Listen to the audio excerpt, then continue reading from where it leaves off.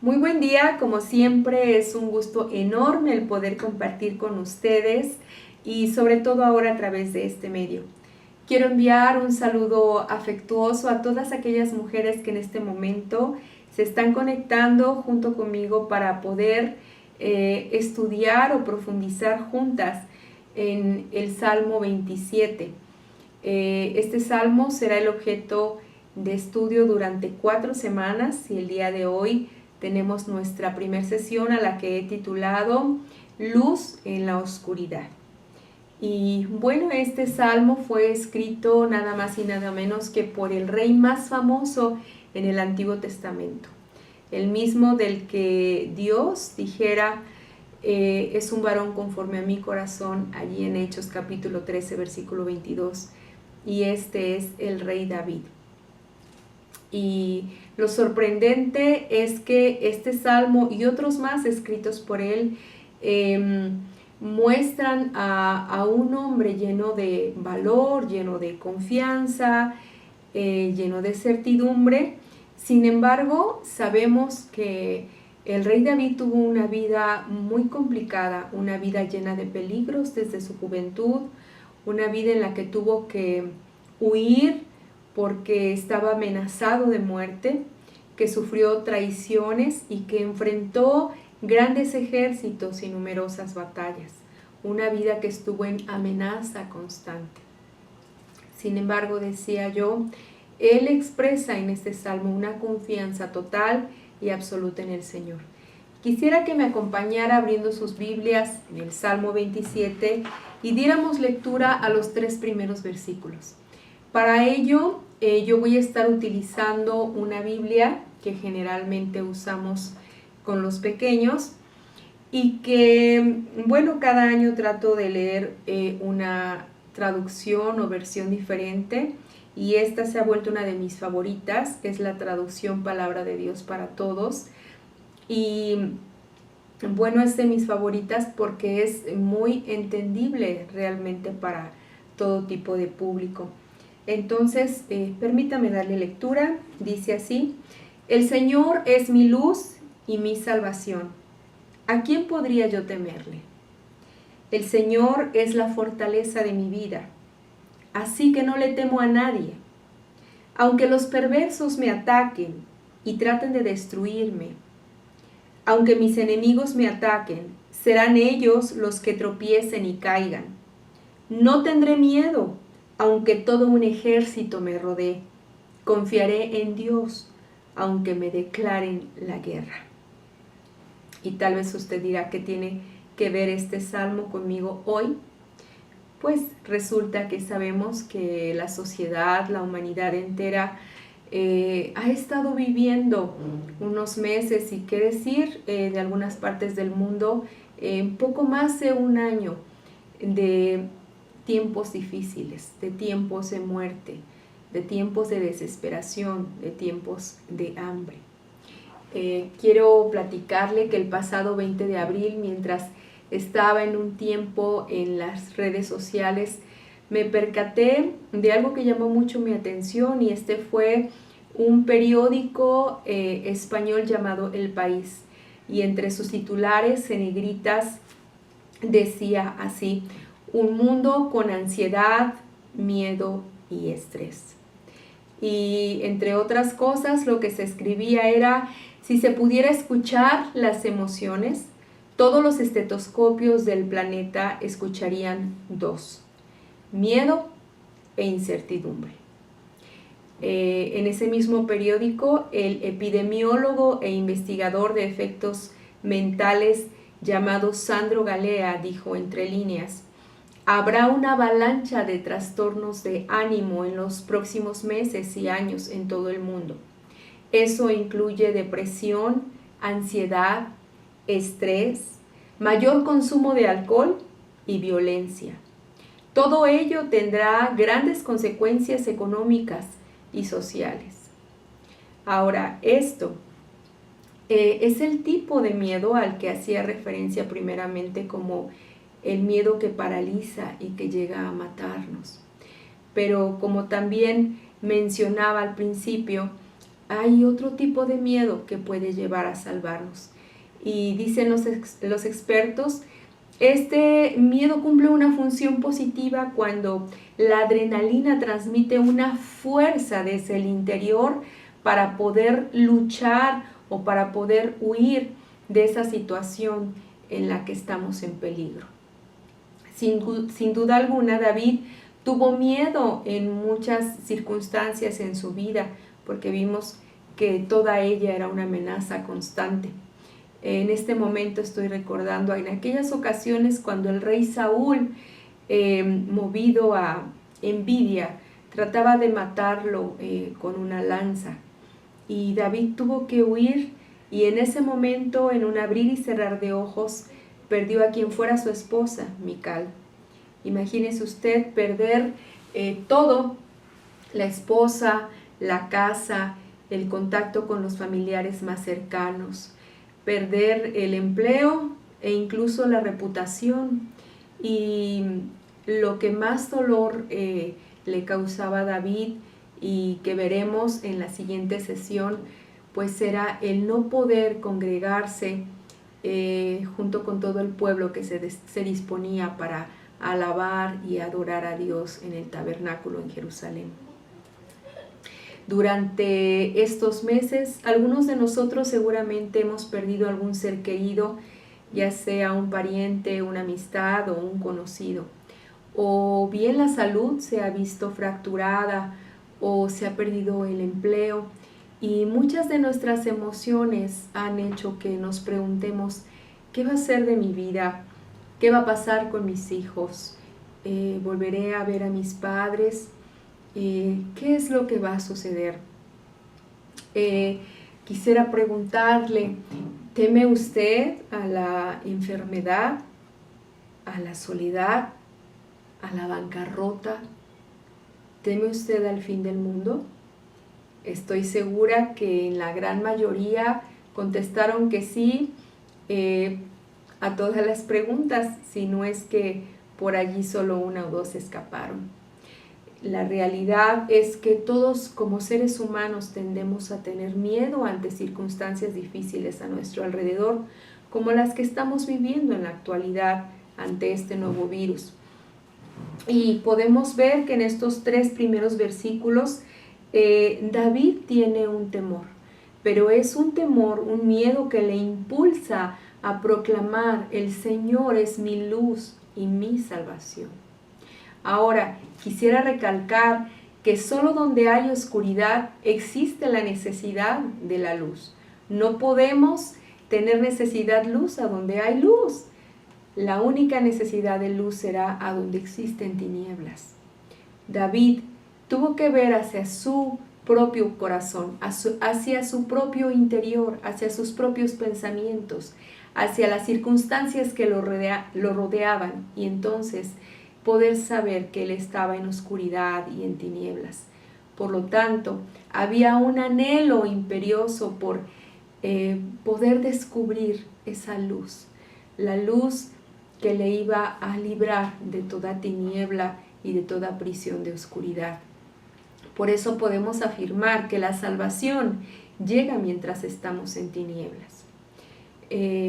Vemos con toda seguridad que el Señor quitó la tristeza, la angustia, la soledad, y se convirtió en el gozo, en el consuelo, en su guía y maestro. Por eso David pudo decir: el Señor es mi luz y mi salvación. El Señor fue su luz en todos sentidos. Y hablando de luz, quisiera mencionar 2 aspectos de esta luz. La primera es que la luz del Señor fue revelada a David, a su vida, a su corazón y a las circunstancias que le estaban rodeando, pero que al mismo tiempo esta luz no solamente se quedó en ser revelada, sino que además fue reflejada hacia los demás que estaban a su alrededor. La realidad es que cuando los seres humanos pasamos por tiempos de dificultad, pareciera que no podemos ver nada, que tuviéramos una venda en nuestros ojos que nos cubriera y sintiéramos que andamos a tientas, nos llenamos de temor, sentimos que nos vamos a caer y que no hay nadie que pueda guiarnos. Muy probablemente eso fue lo que sintió David en muchas ocasiones, pero al tener comunión diaria con el Señor, sin duda alguna Dios fue revelado a él como se revela ahora a nosotros. La escritura en Hebreos nos hace ver sobre todo aquel momento en el que Jesús estuvo clavado en la cruz, y dice la Biblia que en ese momento el velo del templo se rasgó, ese velo que era un obstáculo para todo ser humano para entrar al lugar santísimo, se rasgó porque nos tenía que hacer ver que la muerte de Jesucristo nos daba entrada al trono de la gracia, entrada a nuestro Padre, a poder tener comunión directa con Él. Sin duda alguna, David tuvo que haber experimentado en este tiempo de oscuridad el poder encontrarse con el Señor y el poder decir: el Señor es mi luz y mi salvación. Quisiera que me acompañara al Evangelio de Juan, capítulo 1, y que diéramos lectura a los versículos 1 al 5, además del 9 al 12, para comprender un poquito más esta enseñanza. Dice así: en el principio, antes de la creación del mundo, ya existía la palabra. La palabra estaba con Dios y era Dios. Estaba ahí con Dios en el comienzo. Todo se hizo por aquel que es la palabra. Sin Él, nada se habría hecho. En Él estaba la vida, y esa vida era la luz de los seres humanos. La luz brilla en la oscuridad, y la oscuridad no ha podido contra ella. Versículo 9. La luz verdadera que ilumina a todo ser humano entraba al mundo. El que es la palabra ya estaba en el mundo. Él creó el mundo, pero el mundo no lo reconoció. Vino al mundo que le pertenecía, pero su propia gente no lo aceptó. Pero a los que lo aceptaron, y creyeron en Él, les dio el derecho de ser hijos de Dios. Este es uno de los pasajes más hermosos, de mis favoritos, porque nos hace ver que desde el principio ya existía la palabra. En algunas otras traducciones lo vamos a encontrar como el logos o el verbo. Y vemos que mientras vamos leyendo esta palabra, que también dice el versículo 4, que en Él estaba la vida, y esa vida era la luz de los seres humanos, la luz que brilla en la oscuridad, y por lo tanto la oscuridad no puede contra ella, no prevalece contra ella. Vemos que en el versículo 14 se aclara un poco más, porque dice: esta palabra se hizo hombre y vivió entre nosotros. Y podemos entender entonces que esa palabra, que esa luz que brilla en la oscuridad y en el que estaba la vida, es Jesucristo, el cual se humanó por amor a todos nosotros. Y yo recuerdo mucho ese pasaje tan hermoso, a donde vemos el amor incondicional de Jesús, que estando en la cruz y viendo a todos aquellos que se burlaban de Él, aquellos que seguramente pudo haber sanado, pudo haber hecho un milagro o dar una palabra de ánimo, de consuelo, en ese momento le dejaban solo.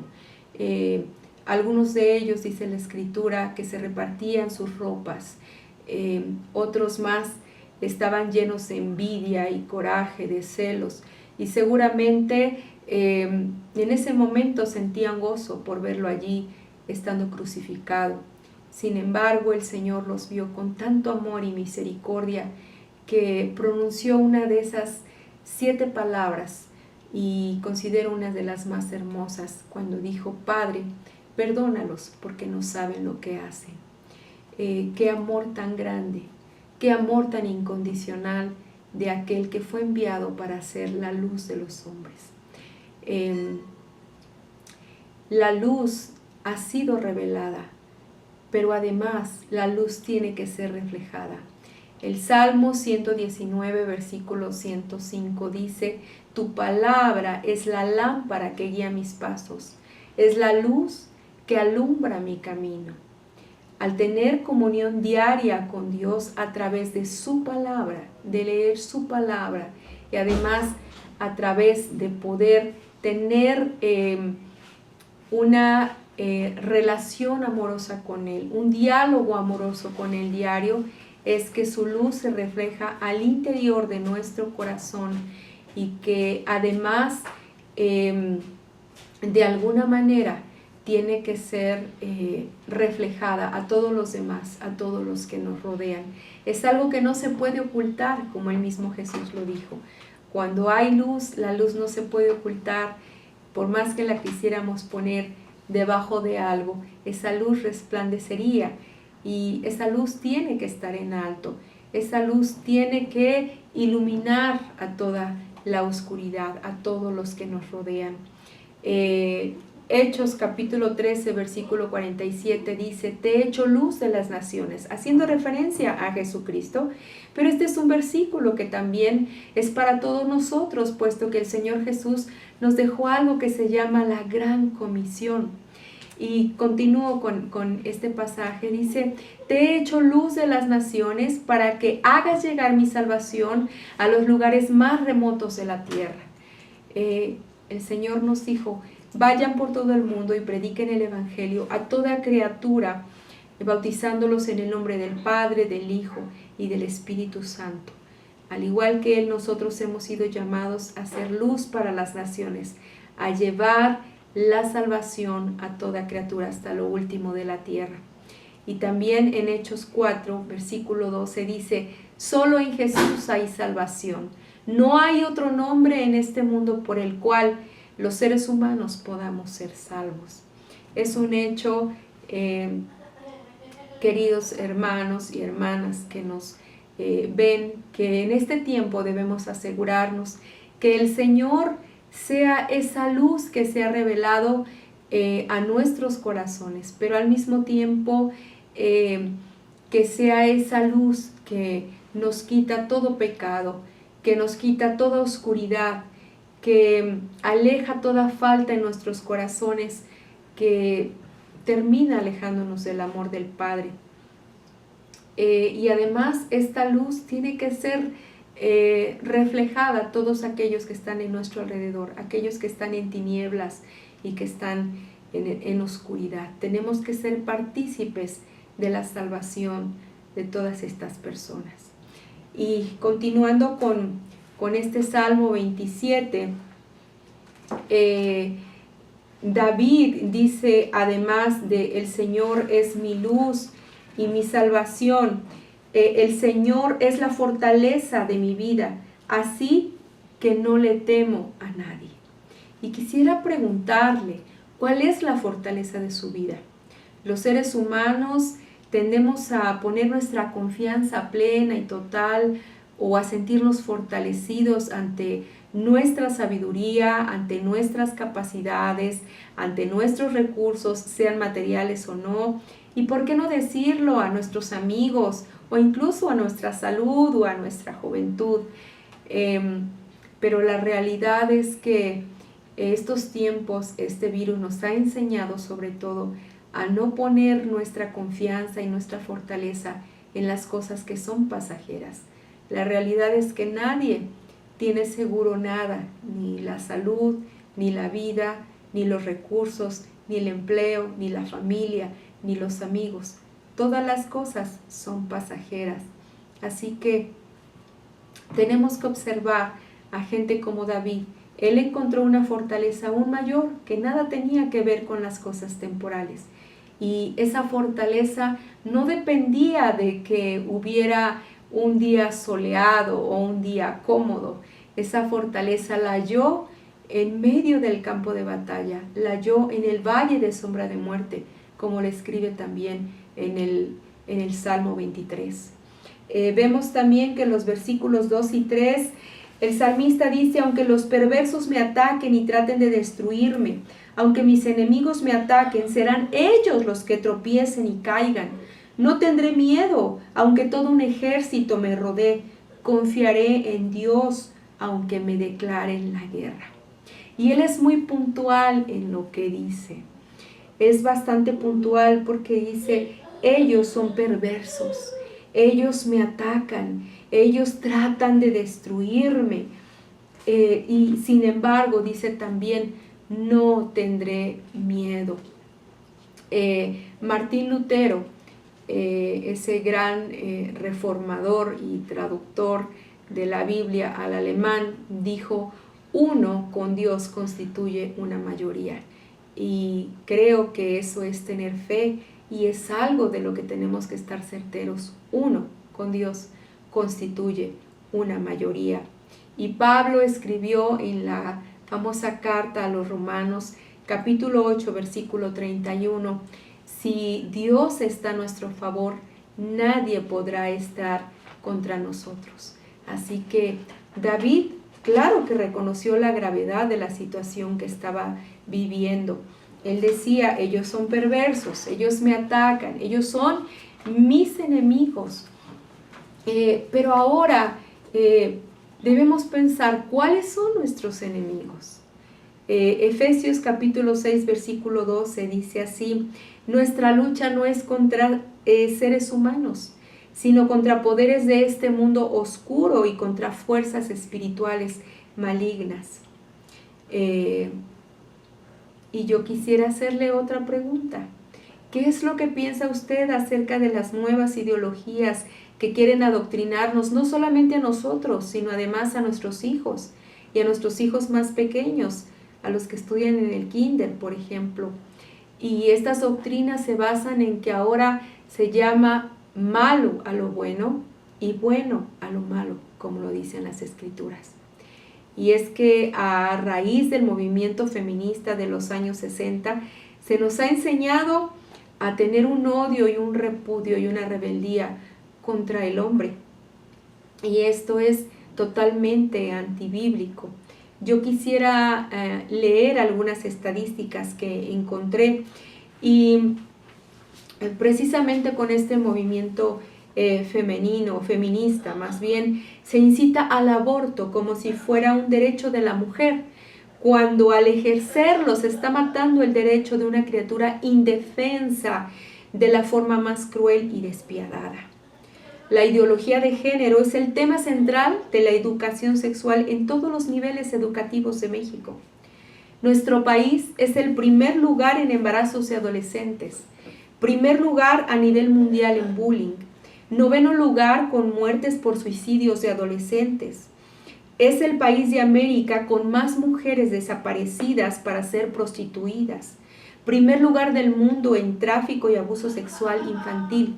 Segundo lugar en pornografía. Y hay muchas leyes que buscan aprobarse, como el que los homosexuales se casen y puedan adoptar hijos, o el que la pedofilia pueda ser una orientación sexual. La realidad es que todas estas son perversidades, y estas perversidades solo apuntan a la destrucción total del hombre e incluso a la destrucción de la familia. Ahora, ¿cómo lucharemos contra estas fuerzas del mal? Tenemos que mirar a personajes como David. David se consoló recordando que sus muchos enemigos tropezaron y cayeron, pero el mismo Dios permitió que ellos se confundieran y se destruyeran. El apóstol Pedro dijo en su primera carta: confíen a Dios todas sus preocupaciones, porque Él cuida de ustedes. Tengan dominio propio y manténganse alerta. Su enemigo, el diablo, anda por ahí como león rugiente buscando a quien devorar. Resistan al diablo y mantengan firme la fe. Sepan que sus hermanos en todo el mundo sufren igual que ustedes, pero Dios, quien los llamó para compartir su gloria eterna en Cristo, les mostrará todo su generoso amor. Sufrirán por un tiempo, pero después Dios los sanará, los fortalecerá, los apoyará y evitarán que caigan. Él tiene todo el poder para siempre. Y Pablo también escribía: ¿podrá alguien separarnos del amor de Cristo? Estoy convencido que ni la muerte ni la vida, ni los ángeles, ni los poderes diabólicos, ni el presente, ni lo que vendrá en el futuro, ni poderes espirituales, ni lo alto, ni lo profundo, ni ninguna otra cosa creada podrá separarnos del amor de Dios que se encuentra en nuestro Señor Jesucristo. Charles Spurgeon el príncipe de los predicadores, dijo: la confianza es la hija de la experiencia, y la experiencia solamente se tiene en medio de los tiempos difíciles, en medio de la tribulación, en medio de la oscuridad del valle de sombra de muerte. Un teólogo llamado William Secker dijo: cuando el viento de la fe deja de soplar y de hinchar las velas, el barco de la obediencia deja de surcar los mares.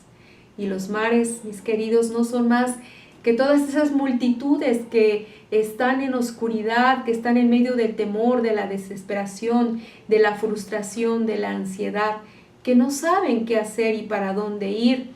Pero nosotros, como bien leíamos, tenemos una gran comisión. Hemos sido llamados a hacer luz para las naciones, a ir y hablarles de las buenas nuevas de salvación, del amor incondicional de su Salvador. Hoy es el momento de vivir la fe, de obedecer a nuestro Padre. Es el momento de decir: el Señor es mi luz y mi salvación, ¿a quién temeré? El Señor es la fortaleza de mi vida, ¿de quién he de atemorizarme? Pero además es el momento de ir y llevar este mensaje de amor y de consuelo, este mensaje de esperanza para todos aquellos que lo necesitan. Quisiera que pudieran acompañarme a hacer esta breve oración. Amado Padre, te damos gracias por estos tiempos de dificultad, porque sin duda ellos son una oportunidad para acercarnos a ti, para conocer tu carácter y tu amor. Te queremos rogar que tu Espíritu Santo nos llene, para que podamos ir por aquel mundo que está lleno de oscuridad y de tiniebla, y para que podamos ser luz, para que demos palabra de consuelo y de ánimo, y para que a través de nosotros la gente pueda conocerte a ti, el único y verdadero Salvador. Gracias te doy, mi precioso Señor. Gracias, Jesús. Gracias, precioso Padre y Espíritu Santo. Gracias te damos, amado Dios, por este tiempo, por tu bondad y misericordia, y porque, como tu palabra nos dice, tú estarás con nosotros todos los días hasta el fin del mundo. Gracias, en el nombre de Jesús. Amén. Les mando un fuerte y afectuoso abrazo. Que Dios les bendiga. Fue un placer estar con ustedes. Hasta la próxima.